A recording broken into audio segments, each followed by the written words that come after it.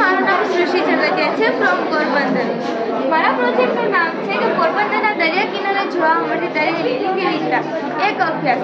દેવો અને દાનવોએ સાથે મળી અને જે સમુદ્ર મંથન કર્યું હતું તેમાં જે અમૂલ્ય રત્નો મળ્યા છે તે અત્યારે ક્યાં છે એની તો ખબર નહીં, પરંતુ હયાતીમાં એક અદ્ભુત રત્ન આપણા હાથ આવ્યું છે અને તે છે દરિયાઈ, જેને આપણે સીવીડ્સ કે મરાઇન આલ્ગી અથવા તો શેવાળ તરીકે આપણે તેને ઓળખીએ છીએ.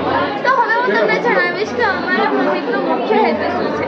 તો પોરબંદરના દરિયા કિનારે જોવા મળતી દરિયાની વિવિધતા દ્વારા આજનું માનવું છે એ આ દરિયાને ઓળખતો જ નથી. તેથી અમારા આ પ્રોજેક્ટની સચોટ માહિતી દ્વારા તેને ઓળખતો થશે, તેને જાણતો થશે, તેના બહુવિધ ઉપયોગો વિશે માહિતગાર થશે, તેનું સંવર્ધન અને સંરક્ષણ કરશે. એ હેતુથી જ અમે આ પ્રોજેક્ટ તૈયાર કરી રહ્યા છીએ. અને આ અમારો પોરબંદરનો કોસ્ટલ એરિયો છે કે જ્યાં અમે કલેક્શન કરેલું છે અને આ ફોટોગ્રાફ છે મરાઇન આલ્ગીના છે.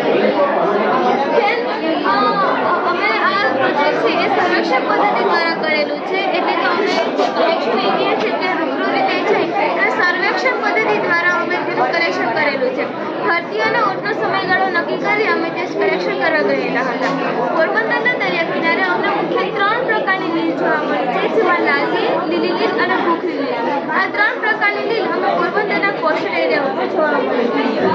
અને એ લીલનું અમે કેટલા બધા યુઝ પણ કરેલો છે, જેમ કે ગ્રીટિંગ કાર્ડ્સ બનાવ્યા, હાર્બેનિયમ્સ બનાવ્યા, સૂકું અને લીલું ખાતર બનાવ્યું, તેમાંથી ગુંદર મેળવ્યું અને એમાંથી અમે હાર્બેનિયમ્સ બનાવ્યા અને તેને આપણે ખોરાક તરીકે પણ ઉપયોગ કરી શકીએ છીએ.